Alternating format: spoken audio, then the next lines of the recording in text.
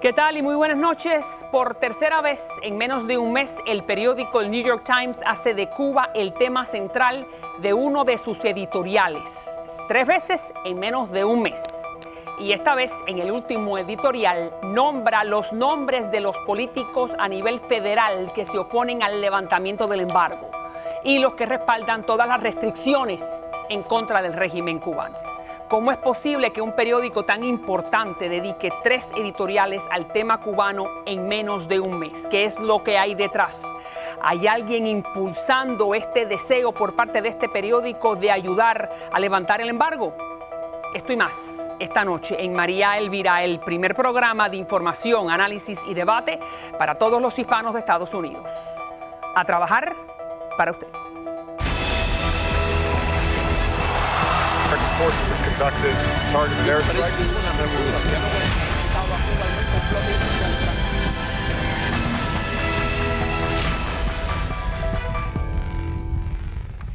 Bueno, comenzamos la semana entonces hablando de lo que se ha estado comentando durante el fin de semana en el sur de la Florida, el hecho de que el New York Times, sin duda posiblemente el periódico más importante del mundo, sin duda uno que puede sentar la pauta a nivel de opinión pública, está hablando de Cuba. Nuevamente pide al gobierno del presidente Obama que levante el embargo y si no lo puede levantar porque está codificado por parte del Congreso, que haga con un plumazo algún tipo de concesión, como por ejemplo permitir que haya más remesa, permitir que los norteamericanos vayan a viajar a Cuba, permitir ciertas cosas que el legislativo no puede, pero que el ejecutivo, el presidente, sí. Vamos a ver qué es lo que dicen los expertos. Está directamente con nosotros vía Skype el señor Teo Babún, que es empresario cubano-americano y director ejecutivo de Outreach Aid to the Americas. Gracias, Babún, por estar con nosotros. Marcelino Millares, que también es presidente del Partido Demócrata Cristiano Cubano en un momento. Está el señor Huberto Mario, hace tiempo que no estaba con nosotros, ex agente de la seguridad cubana. Gracias, Huberto. Gracias. Y está Nick Gutiérrez, abogado, presidente de la Asociación Nacional de Hacendados de Cuba, ese grupo que no está de acuerdo para nada lo que está diciendo el New York Times. Empezamos entonces contigo. 3 veces en menos de un mes. ¿Por qué? Bueno, María Elvira, el New York Times lleva ya décadas en esto. Sí. No han tenido éxito, entonces quizás están acelerando sus medidas. ¿Pero por qué ahora? Y yo creo que hay una confluencia de factores. Estamos en el último término de Obama. Hay tremenda presión de los grupos agricultores norteamericanos para levantar el embargo completamente. De las cámaras de comercio también. Bien. También hay una ofensiva coordinada, o quizás por la seguridad de Estado cubana, donde hay empresarios cubanos americanos que por primera vez están pidiendo que se levante el embargo. Y eso es serio. Vamos entonces con usted, Marcelino. Usted posiblemente, su grupo, o gente que está muy cercana a usted ideológicamente, es uno de esos grupos de empresarios poderosos, respetables y respetados que están pidiendo que se levante el embargo porque lo que hay es incluir y no excluir a Cuba. ¿Qué dice? No, básicamente hace muchos años que consideramos que el embargo es totalmente anacrónico, que no resuelve, de hecho no ha resuelto ningún problema. El embargo es parte de lo que queda de la Guerra Fría. Creemos que la flexibilización del embargo, que es lo que está pidiendo el New York Times, y lo está pidiendo no porque ellos sean los que inventen la cosa, lo están pidiendo porque existe ya una base, tanto en los Estados Unidos, de cubanoamericanos, de empresarios cubanoamericanos, como de cubanos dentro de Cuba que han sufrido el embargo con hambre, son los que han creado las condiciones para que el New York Times observe y está lanzando los editoriales porque cree que eso es lo que va a pasar. Ellos no están haciendo nada porque nadie se lo está pidiendo que lo hagan, todo lo contrario, están observando la realidad y la realidad es que lo que viene es una flexibilización. Pero no es mucho para un tema que en realidad no es ISIS. Es que Cuba es muy importante. Pero con Cuba es muy importante, me encantaría pensar que Cuba, eso es así. No, es que sencillamente nosotros nos hemos quitado la importancia. ¿Por qué? Porque la política exterior norteamericana está tan ocupada en el Medio Oriente que creemos que no somos importantes, pero Cuba sí es la clave no solamente del Golfo de México, sino de mucho de lo que pasa en Venezuela. Cuba es autora de Marcelino, Venezuela. No ha sido importante por los primeros 6 años del gobierno de Obama. No le han dado importancia. Hemos sido importantes siempre. No se le ha dado importancia. ¿Quién no le ha dado importancia? El Departamento de Estado. El Departamento de Estado se ha equivocado completamente, no le ha dado importancia en el caso de Cuba, y Cuba, Brasil en este momento se está yendo en una dirección. Entonces, ¿por qué ahora sí le están dando la importancia esta de la que yo pregunto? Porque recogen la realidad de lo que está pasando. Los cubanos norteamericanos en este país han cambiado su posición. Antes éramos minoría los que estábamos en contra del embargo y ya en este momento hay un 52% que están... La mitad. Mitad más 2. Vamos con Teo, dígame nuevamente, la pregunta base es ¿por qué 3 veces en menos de un mes? Bueno, yo te diría, María Elvira, que yo no lo veo, yo lo veo mucho más simple. Yo veo menos conspiración por la siguiente razón. No, ¿conspiración por parte de quién? De conspiración por parte del New York Times. Oh, ok. Yo lo veo en esta forma. Mira, yo estoy en Washington y no hay duda que aquí existe un rumor muy grande que va a haber un deshielo de la política de Estados Unidos-Cuba después durante los últimos 2 años de Obama. Y yo creo que el New York Times quiere tomar una posición, más o menos un liderazgo sobre el legado de político de la administración al final. Entonces, el New York Times sabe algo que nosotros no sabemos. El New York Times sabe algo que nosotros no sabemos. Lo que saben es lo siguiente. ¿Qué saben? Ellos contrataron a Francis Rogel, que estuvo en el Miami Herald 19 años, después fue a Fort Lauderdale y trabajó con el Sun Sentinel y ahora está trabajando a New York Times desde el empezar del año y es una persona que conoce muy bien la situación de Cuba, es muy influente y en mi opinión simplemente Francis ha influido al comité editorial. Pero Francis no es el que lo escribe es un muchacho londoño que acaba de llegar a la Junta Editorial. El que lo escribe es el comité editorial. Bien, entonces... Pero si tú ves al primer artículo de los 3 que tú te refieres, que fue sobre la inmigración de Cuba, fue escrita por Francis. Está muy bien. Vamos a ponerlo de una manera macro. Son los 3 hablando del mismo tema. Y ahora mencionan, vamos a poner la lista, y te doy la palabra, vamos a poner la lista en el último, que salió en los últimos días, la lista de los políticos que están en contra del embargo, que en otras palabras, que lo quieren levantar, Hillary, Charlie y Kathy Castor, que es representante en la parte de la Florida, en la parte central, y los políticos que están a favor del embargo, que son los conocidos, Robert, Marco, Ileana, Mario y yo. Ahora, en todo esto, en lo que esto estaba ocurriendo, que bueno, estamos tratando de investigar a ver el fondo, pero también puede ser que no haya nada de conspiración, sino que es la coyuntura política. Pero la coyuntura política es precisamente... Pero espérense, ahora te doy el pie. No vemos que hay ningún tipo de relajamiento en la represión por parte del régimen. Y esa es la evidencia empírica, no estoy tomando ningún tipo de posición. La realidad es que los disidentes siguen siendo acosados. Y sale en el diario local el hecho de que ese acosamiento viene por parte de la Stasi, que era la gran policía perseguidora de Alemania del Este. Y fue la segunda escuela de Cuba para los asuntos de inteligencia, después de que la KGB creó todo el aparato en Cuba y formó a los principales, a los creadores de la inteligencia cubana, aparece la Stasi. Pero ¿qué hay con esto? Y volviendo al New York Times, hay un departamento, hay una dirección en la inteligencia cubana, que es el Departamento de Medidas Activas, la Dirección 7, que se ha encargado desde el año 60 hasta hoy que estamos aquí en tener medios de prensa y periodistas, y ahora que está la internet, todos los blogs que puedan existir, apoyando de alguna manera la revolución cubana y la labor de la revolución cubana. Entonces, quédese ahí. Entonces, ese grupo de personas como usted que está pidiendo, levantamos el embargo y vamos a incluir al régimen, ¿cómo se puede entonces la Casa Blanca justificar algún tipo de ceder, sabiendo que la represión continúa para allá, todavía no se sabe quién lo mató, y que la represión y la policía política sigue efectiva? Sí, la represión continúa sencillamente porque la oposición crece dentro de Cuba, esa es la única razón. Pero por otra parte, al mismo tiempo han flexibilizado ellos internamente, y por ejemplo, líderes de la oposición como Fariña está en este momento en Miami, están permitiendo, hay un gran grupo de líderes que están en Polonia en este momento dentro de Cuba, por lo tanto hay una flexibilización en lo que respecta a la parte política, aunque la represión va a seguir y continuará. Pero mientras eso sucede, Marcelino, no le interesa al régimen que ellos estén maltratando y sigan golpeando a los disidentes, como ha marcado María Elvira. Lo que le interesa al régimen fuera de Cuba, allende los mares, es que haya un medio de prensa como el New York Times que en menos de un mes haya sacado 3 editoriales. ¿Qué quiere decir esto? Que ellos han venido trabajando. La revista Progreso en México. Aquí en esta ciudad hay una revista que apoya constantemente a la revolución. Muy bien, sabemos que eso es lo que el régimen quiere. Ahora, ¿cómo se justifica nuevamente? Yo creo que esa es la pregunta de fondo.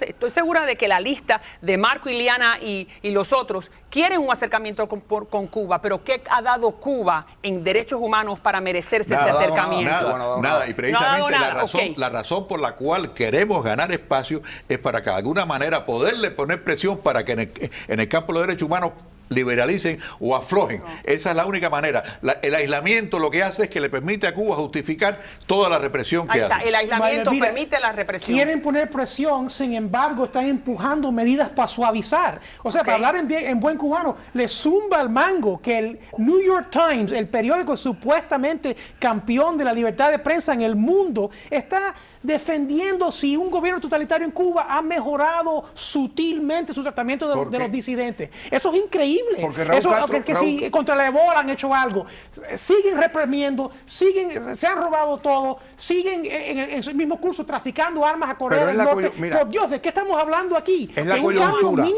Vamos a los intereses, vamos con Teo Babú. No hay intereses económicos en todo esto, sin duda que el dinero habla. Entonces puede ser que como hay fatiga en el sur de la Florida y entre los empresarios, el empresario ya se da cuenta que seguir con la misma cantaleta no va a llegar a nada. Y entonces vamos a aprovechar la oportunidad financiera que Cuba ofrece, con o sin los Castro. ¿Esa no es la posición? A usted, Teo. ¿Usted me escuchó, Teo? Perdón, al final no escuché porque es que estaba enfocado en las razones que da. El New York Times da 3 razones por la cual ellos toman esta posición. Y ellos toman esa posición en el primer artículo que salen.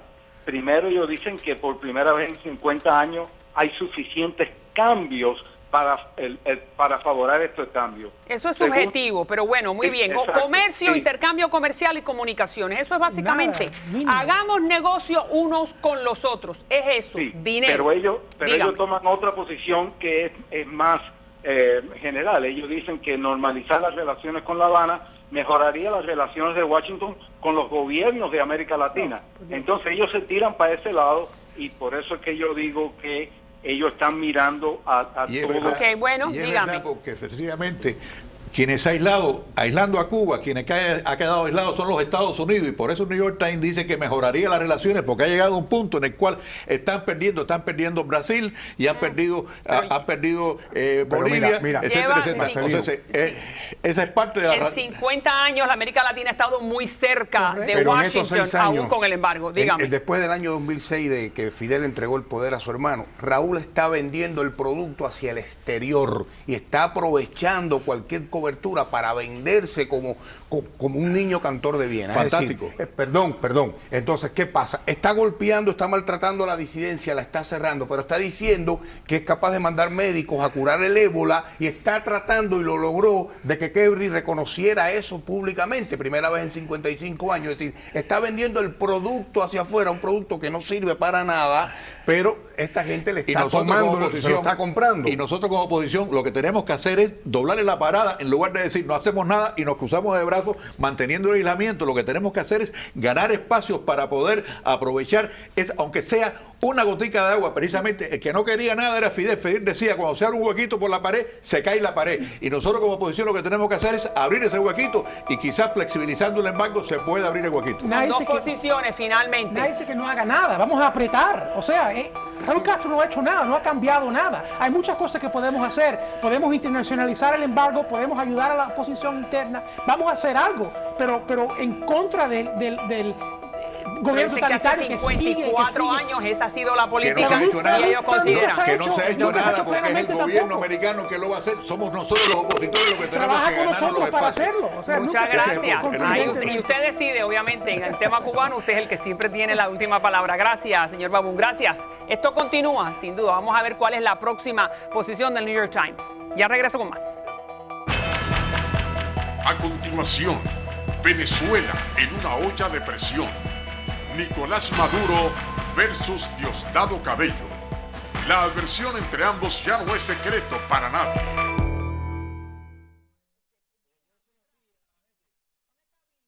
Quiero anunciar que he designado a la almiranta en jefa, ministra de Interior, Justicia y Paz. A partir de hoy asumirá con su grado de almirante en jefa. ministra de Interior, Justicia y Paz. Y al general en jefe, Padrino López, le voy a entregar el Ministerio del Poder Popular para la Defensa para que continúe su labor de construcción de la nueva Fuerza Armada Nacional Bolivariana. Felicitaciones a los dos.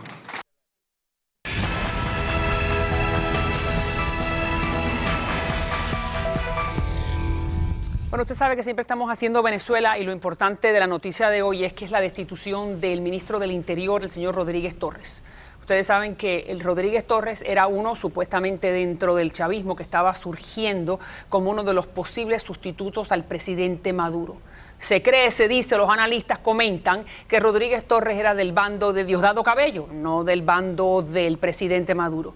El señor Rodríguez Torres fue puesto, lo mandaron para su casa para que descanse. Vamos a ver eso qué significa. Le damos la bienvenida al señor Abelardo Izaguirre, abogado y exfiscal. Gracias. Señor Negar Granados, abogado y que estuvo hasta hace muy poco en Venezuela, que fue acusado, fue torturado, fue secuestrado y ha recibido varias amenazas de muerte. Muchas gracias por estar con nosotros y directamente desde Caracas. Me encanta siempre poder hablar con el señor Germán Ferrer vía telefónica, que es diputado del partido del chavismo. ¿Cómo está usted, Ferrer? Encantado de saludarla. El gusto es nuestro, entonces vamos, dígame. Quédese ahí, quédese ahí para entonces escuchar su análisis. Vamos primero con el señor Izaguirre. ¿Qué pasó con Rodríguez Torres? Que hasta ayer estaba en la televisión y era de uno de los que mandaba. Lo que yo le dije hace un mes en su programa, cuando le hablé del plan cubano con la hija de Chávez y con el mayor general. Refresqueme, ¿cuál es eso? ¿Se acuerda que hablamos de la caída estrepitosa de las encuestas y que cuando llegara a 30 el gobierno cubano iba a actuar? Eso pasó la semana pasada. Justamente coincidió con la publicación de la última encuesta, donde ya Maduro estaba en 30%. Okay. Ya estaba posicionada María Gabriela, que es la ungida por el gobierno de La Habana para que lo sustituya, y se produjo la situación irregular de los colectivos que tornaron de homicidios violentos un día a salvadores de la patria y víctimas de la violencia de Rodríguez Torres el otro día. Esa parte no se la entendí. ¿Qué tiene que ver Rodríguez Torres con los colectivos? Rodríguez Torres es el director del Cuerpo de Investigaciones Científicas Penales y Criminalísticas, que da la orden a la valla para que entre al edificio y masacre a Odremán. Ok, entonces, ¿usted cómo lo ve?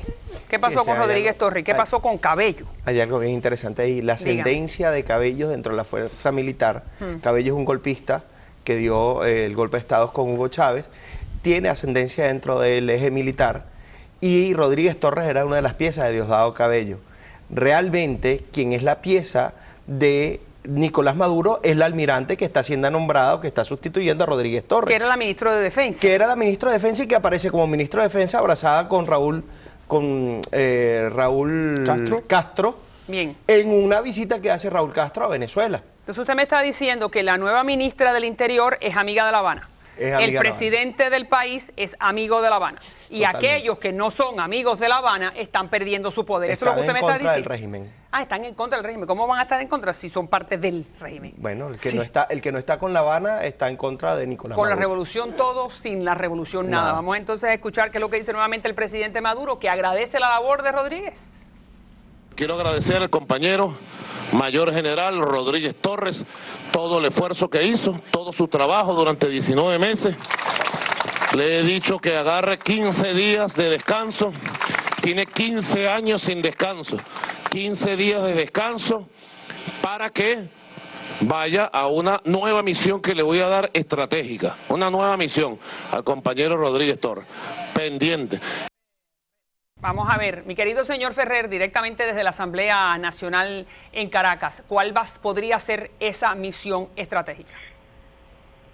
Mire, en primer lugar, decirle que las personas que están ahí, que estás entrevistando, desconocen algunas situaciones o de manera malintencionada. Bueno, dígame su análisis. Su análisis es el que quiero.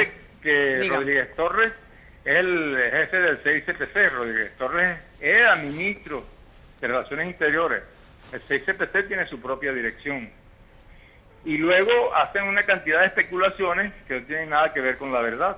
Dígame cuál es la verdad entonces, diputado.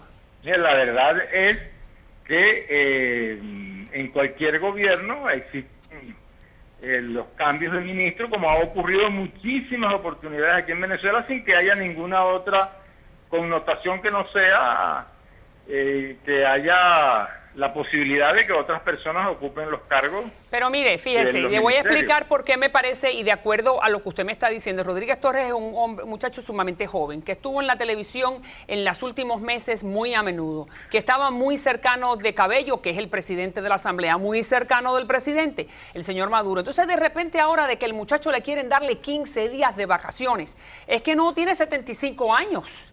No hay por qué darle 15 días, además, si él lo hubiera pedido, pero regresa a su puesto. ¿No le parece? Sí, pero eso no tiene nada que ver. No. 15 días o un mes o 15 meses, eso no tiene nada que ver. Sencillamente, y no sabemos si van a ser 15 días o van a ser más. Eso no es lo relevante del caso. El caso es que otra persona ocupa su cargo y sencillamente, como lo dice el mismo presidente, él irá pues a otros cargos de responsabilidad dentro del gobierno. Fíjese lo que dice el señor José. Normal, lícito, que ocurre en cualquier estado del mundo. Y técnicamente en cualquier parte lo del que mundo. usted dice tiene toda la razón. Fíjese donde está nuevamente mencionado Rodríguez Torres, pero esta vez relacionado con una muerte. Adelante. Ciudadano Ministro de Interior y Justicia, le pasa a José Oderman cualquier cosa, lo asumo y le digo la responsabilidad a usted, porque usted está haciendo estos escenarios. Ya basta que nos sacrifiquen más camaradas combatientes, ya basta, camarada. Este señor resultó muerto pocas horas después de haber hecho esa denuncia. Este señor era el jefe o uno de los líderes de los llamados colectivos, y los colectivos son este grupo de venezolanos armados, muchos de ellos en motocicleta, que estaban agrediendo a los estudiantes venezolanos cuando estaban saliendo a las calles. Hay muchos colectivos aparentemente. Sí. Este es uno de ellos y este señor está muerto. Ahora, ¿qué tiene que ver entonces, si algo, la destitución del ministro del Interior con la muerte de este señor? ¿Algo? Claro que sí, es como le dije. Lo que dice el diputado, que es el que legisla y hace las leyes en ese recinto, el presidente Chávez reformó la ley del COP y reformó la ley de policía y se subrogó para sí el mando directo sobre el 6CPC.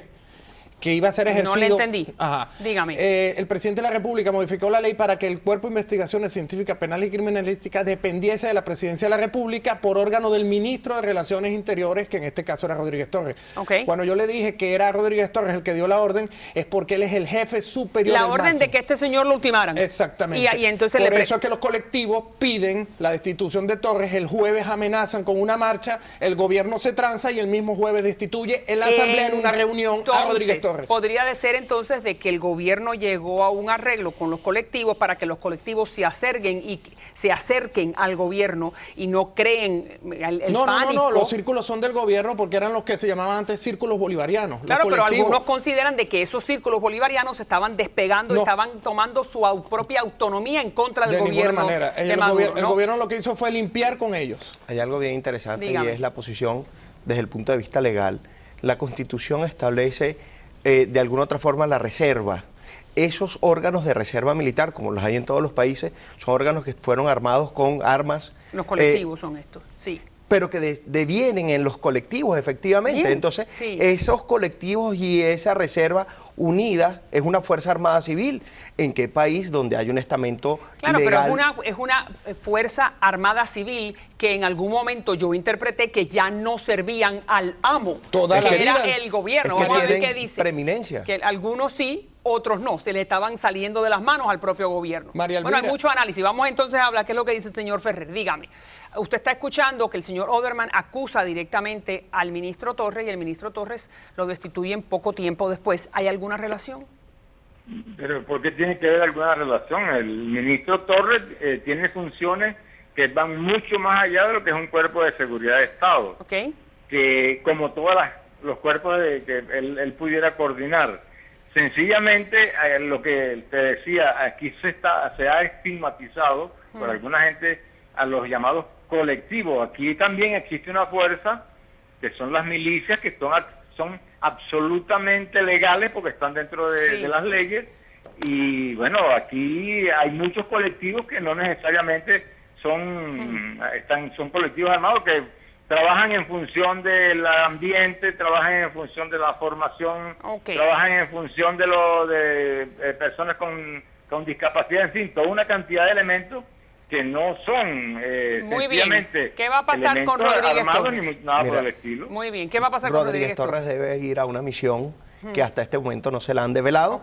Lo más seguro es que vaya a una embajada, como trataron de hacer con Hugo Carvajal, mandarle una embajada para que se enfríe, y la ministra de Interior y Justicia actualmente, que es la almirante, que era la ministra de la Defensa, es una de las personas más allegadas a Maduro.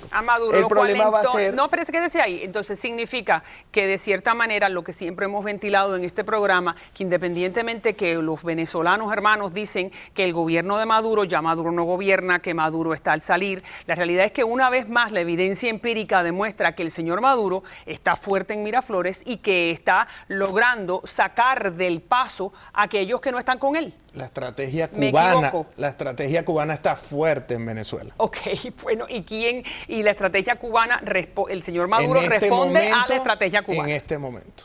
Correcto, entonces. En este momento.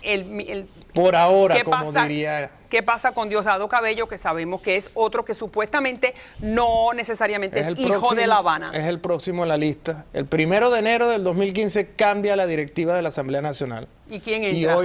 Y hoy le digo que Diosdado, no le voy a decir quién porque no lo sé, pero sí le puedo decir que Diosdado no repite la presidencia. Ahora, si Diosdado ya no va a ser más el presidente de la Asamblea Nacional venezolana, entonces, ¿qué significa eso? Bueno, lo que hay que tomar en consideración es que la presidencia no es como tal, él sigue siendo un diputado de la Asamblea Nacional por el periodo constitucional hasta el 2016. Pero no es el presidente. Pero no va a ser el presidente del órgano como tal. Bien, ahora, ¿eso qué significa entonces? ¿Eso qué le dice usted? Para mí, la lectura es que deja de tener el poder que tenía, pasa a ser un diputado, y que lo saco del gabinete como presidente de una de las instituciones del Estado, porque es uno de mis más férreos adversarios. Entonces sigue fuerte el presidente Maduro. ¿Qué pasa con el petróleo? Que ha caído $5 en los últimos días y ahora está en 72 y en un momento estuvo en 120. Sabemos que ustedes viven del petróleo. ¿Qué pasa si sigue bajando en 30 segundos? Va a seguir bajando y ya por eso presentaron el presupuesto. Va a ser el detonante final de la situación política.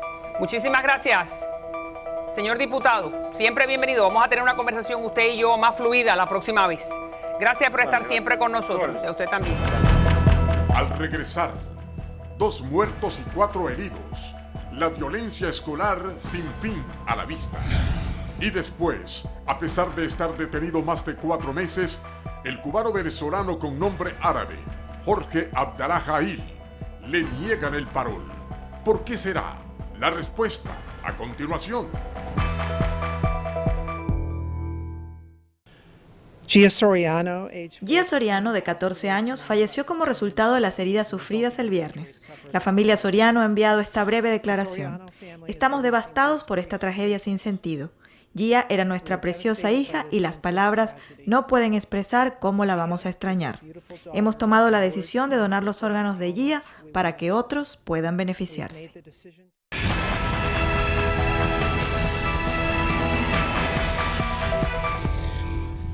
Bueno, ustedes acaban de escuchar y sin duda que ustedes lo escucharon ya en las noticias. No tiene por qué haber muerto esta niña en una escuela en las afueras de Seattle. Parece que tenía una situación amorosa con otro niño llamado Jalen Freiberg. El niño entra en la escuela, comienza un tiroteo, muere Gia y hay 4 compañeros heridos. Le damos la bienvenida a la doctora Elizabeth Patino. Gracias por estar con nosotros. Esto lo vemos más y más en las escuelas norteamericanas y lo estamos reportando porque puede ocurrir en cualquier lugar. Este niño, fíjense que lo interesante del caso es que el agresor, Jalen, había sido nombrado como el rey de la escuela en un evento escolar hacía 2 o 3 días antes. Gracias, Elizabeth. Entonces, ¿cómo pueden las autoridades, los abogados, entender este tipo de situación que se ve más y más? Es una tendencia en nuestras escuelas. Bueno, buenas noches, María Elvira, y muchas gracias Saludos. Por tenernos aquí. Ahí está el agresor en pantalla. El problema es, del punto de vista de este caso específicamente, esto no es como los otros, en el que este niño era popular. Él no era un niño o un estudiante que tenía problemas como los otros de bullying o que no era necesariamente popular. Este era un niño de familia y incluso las personas que él mató son sus íntimos amigos y hasta familiares, primos. Esto es una situación trágica, pero es otro masacre, es otro problema que tenemos en la escuela y lamentablemente no se ha hecho suficiente para proteger los intereses y para proteger los niños en la escuela. Y Kelo, cuando tú me dices no se ha hecho suficiente, ¿qué me quieres decir con eso? Del punto de vista de las leyes, no se hizo suficiente. Lo que pasó en Connecticut, en Sandy Hook, eso fue un masacre que nunca había ocurrido aquí. 26... Clase media alta en un lugar homogéneo, donde no necesariamente hay muchas diferentes etnias reunidas en Sandy Hook. Y aquí lo mismo, esto es Seattle, donde los afroamericanos, los hispanos y los judíos casi no están. Entonces, nuevamente es un problema de la sociedad norteamericana. Sí, y también no podemos ignorar que aunque se puede hacer cosas con leyes que se deben de hacer, también tenemos que entender que los padres tienen responsabilidades en la casa, en la comunidad. Los padres tienen que estar con los niños, tienen que estar enfocados en los niños. Ahora con todo el problema del internet, la tecnología, algunas veces los padres se pierden de los niños y los niños están en sus cuartos y...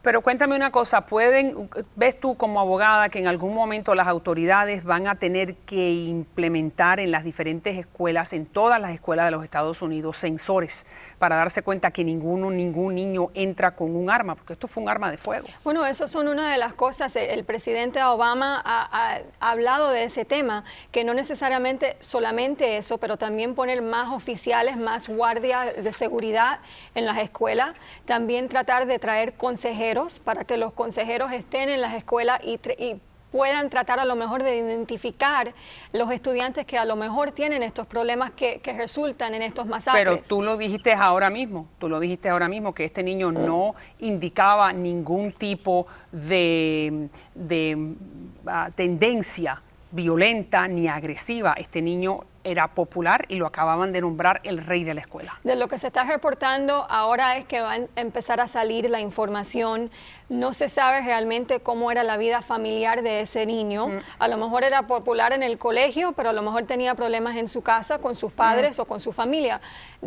Ahora es que van a salir los detalles. Pertenecía a la tribu india Tulalip y aparentemente sufrió, como dije, una decepción amorosa y supuestamente se suicida después de disparar en contra de la niña que tenía la relación amorosa con él, pero no se sabe si en realidad ahí está. Y esta es una de las primeras víctimas. Te agradezco muchísimo, doctora Patino, por estar con nosotros. Vamos entonces a hablar de otro caso a continuación, que le niegan el parol al cubano venezolano Jorge Enrique Abdala. ¿Ustedes se recuerdan? Fíjense, esta es una información que traemos al respecto. Estoy trabajando conjuntamente con los abogados que él tiene en Texas. Los abogados de Texas le están llevando la apelación del asilo político. Yo le estoy haciendo un parol humanitario. Estamos tratando de presentar un parol humanitario. Tenemos la evidencia de la esposa está muy enferma, la madre está enferma. Le estamos diciendo al Departamento de Inmigración que lo que le han hecho a este muchacho es profiling. O sea, lo han distinguido sencillamente por su apellido. O sea que o todos los cubanos entran o no entra ninguno. Bueno, tenemos nuevamente con nosotros a la doctora Grisel Ibarra. Todos los cubanos entran o no entra ninguno. Y aparentemente, según la última información, este señor no entró. Está con nosotros en la línea Jorge Abdala Jalil Jiménez. ¿Cómo está usted, Jorge? Muy buenas tardes. ¿Estoy bien por acá? Gusto en tenerlo en el programa. Cuéntame, la última información es que los Estados Unidos le han negado la entrada al país. Le han negado el parol. Me llamaron por teléfono. Esto fue lo que yo presenté, mira.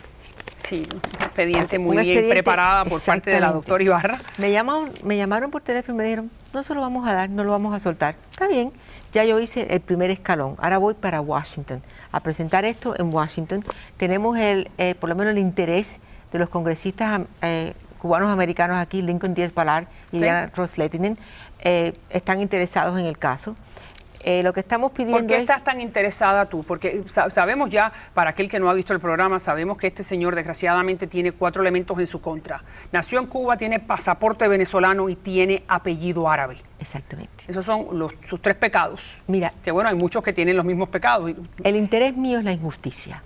O sea, no la ley de ajuste, la injusticia. O sea, no distingas a una persona y lo trates diferente sencillamente por su apellido. Oye, el mío es vasco, que soy de la ETA. Vamos a suponer que empiecen a decir que todos los Ibarras son de la ETA. ¿Qué me dice, Jorge? Usted tiene una de las mejores abogadas, pero sin duda que ha sido un revés para usted. ¿Cómo lo ve? No, es correcto, pero estoy altamente confiado en mi abogada. Yo sé que ella tiene amplio conocimiento del tema y confío altamente en Dios en que esto se resuelva. Este es un país de justicia. Que pregona justicia, debe de haber justicia. Dígame, ¿cómo es que usted se entera de esta negativa por parte de las autoridades norteamericanas?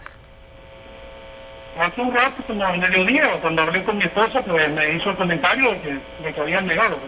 A mí no me han llamado para nada. Okay. Dígame entonces cuál es el paso. Si a un cubano como él le niegan el parol, ¿qué es lo que ocurre?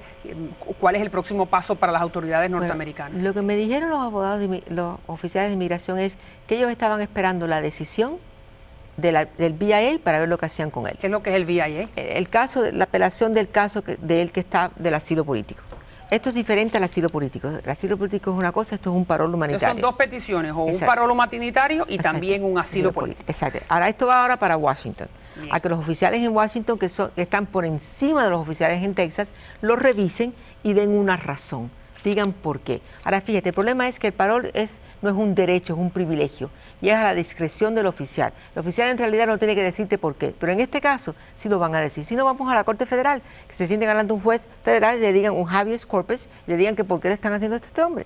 O sea, yo no voy a parar hasta que me digan por qué.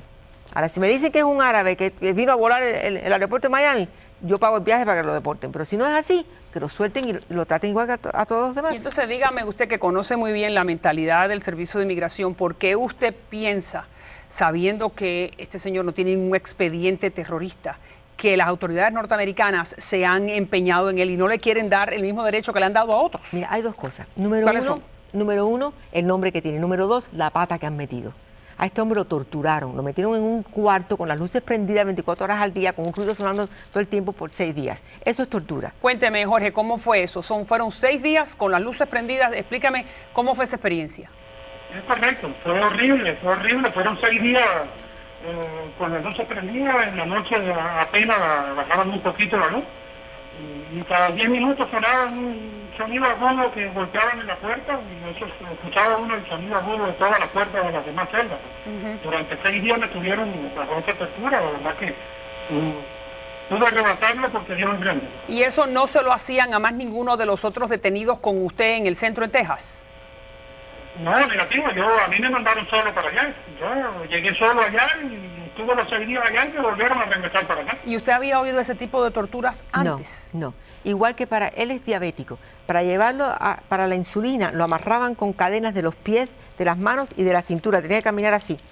Vaciaban el salón y 3 oficiales lo escoltaban a la enfermería. Como si el tipo fuera Osama Bin Laden, ¿tú me entiendes? O sea, eso no es normal. Entonces, por las actuaciones, usted ya entiende que las autoridades norteamericanas lo están viendo como un posible terrorista. Claro. Lo están tratando como un terrorista. O sea, lo único que no han hecho es mandarlo para Guantánamo.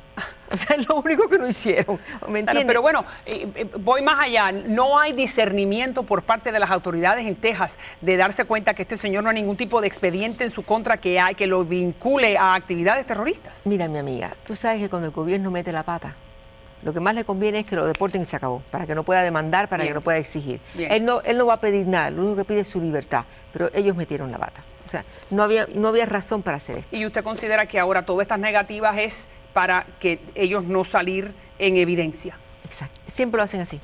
Bueno, usted lo conoce mejor. Vamos a ver entonces, muchas gracias. Jorge, le deseamos lo mejor a usted y bueno, sabemos que la señora Ibarra no se detiene hasta no lograr la victoria. Gracias, Grisel. Ya regreso. Carlos Curbelo, candidato por Miami al Congreso Federal, habla abiertamente y sin pelos en la lengua con María Elvira, previo a las elecciones de noviembre 4. No se lo puede perder.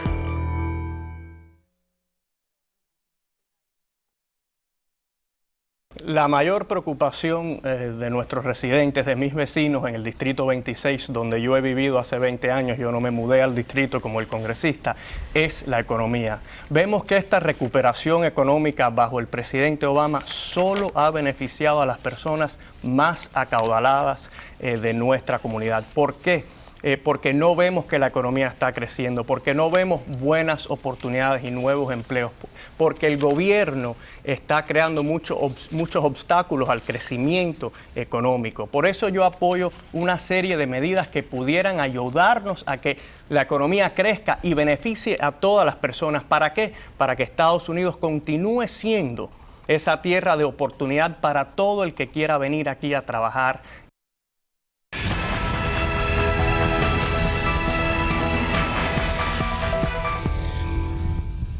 Bueno, le damos la bienvenida entonces al señor Carlos Curbelo. Gusto en tenerlo nuevamente en el programa. Prometo darle tiempo igual a su contrincante durante esta semana para que vea que somos imparciales y estamos en la línea del medio.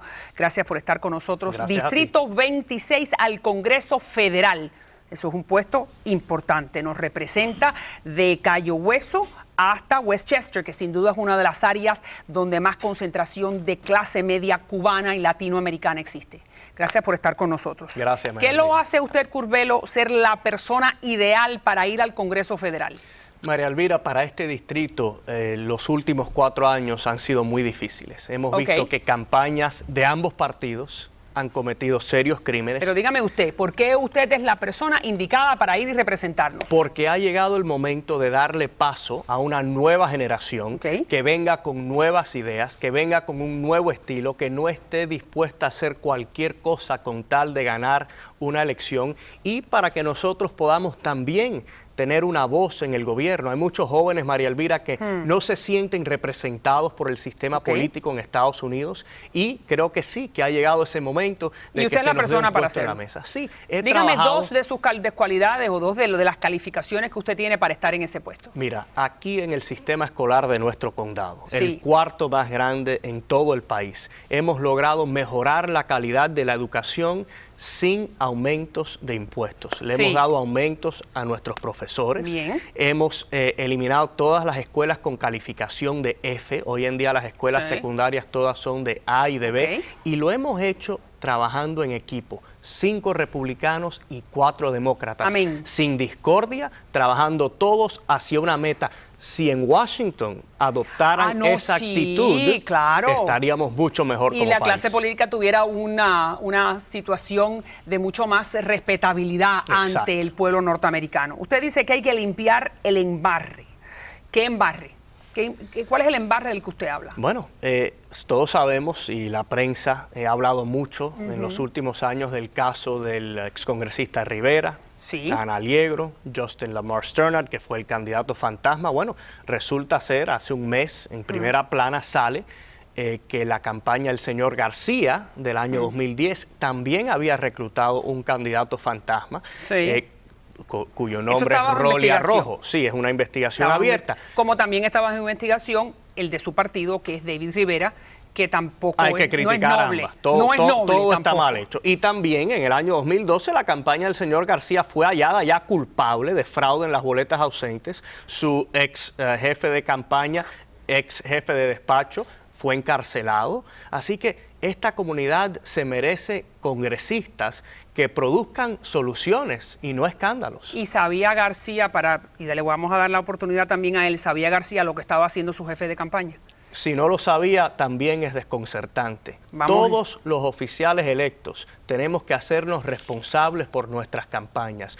Es muy fácil cerrar los ojos y taparse uno las orejas y decir que uno no sabía nada. Yo personalmente me hago responsable por la conducta de todo el que trabaja en mi campaña. Dígame, vamos a unos cuantos temas. Medicare, Cuba, Obamacare. Vamos primero a Cuba. Estábamos al principio del programa haciendo un debate sobre la atención que le ha puesto el periódico el New York Times, sin duda posiblemente el periódico más importante del mundo, 3 editoriales a favor de levantar el embargo en un mes. ¿Qué le dice a usted eso? Obviamente hay una campaña. ¿Por parte de quién? Bueno, no sabemos, pero el New York Times en este momento es la cara de esa campaña para eliminar las sanciones. ¿Por qué? Porque hay muchas personas interesadas en hacer negocios en Cuba. Pero son gente respetable de esta comunidad que están en su distrito también. Serán personas respetables, pero su opinión o su postura ante este tema no es respetable. ¿Y cuál es la suya? No solo tenemos que pensar como cubano-americanos, sino también como ciudadanos de este país que nos ha aceptado a todos.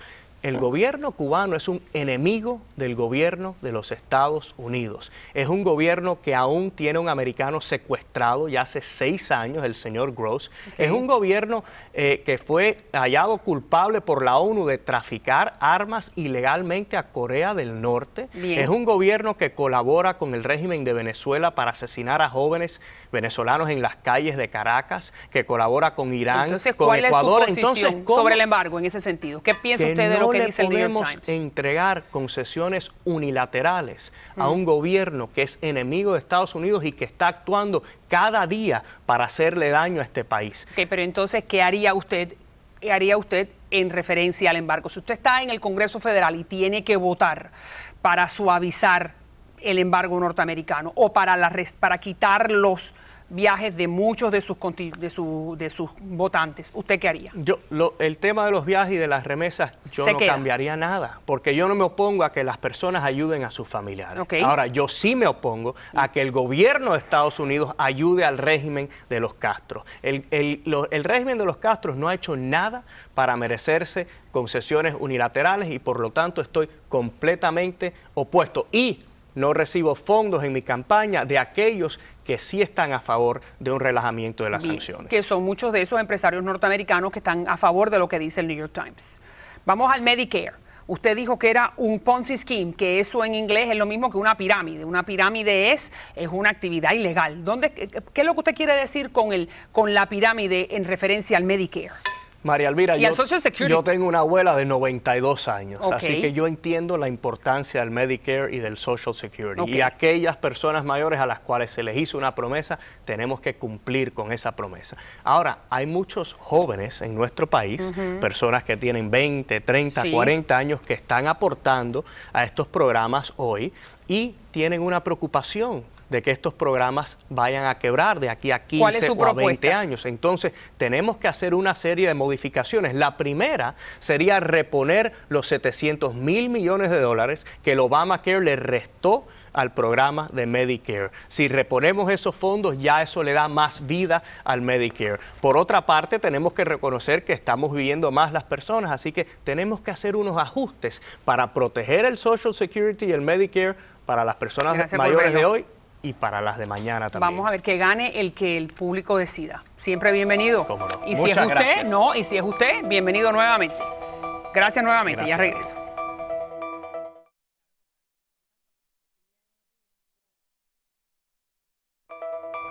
Bueno, es el quinto segmento, el momento cuando puedo hablar con usted a través de las redes sociales. Ahí están en pantalla, Facebook, Twitter, YouTube, Instagram. Me gustaría que usted me escribiera y que me comentara, me criticara, lo que usted quiera, y yo lo leo en el programa.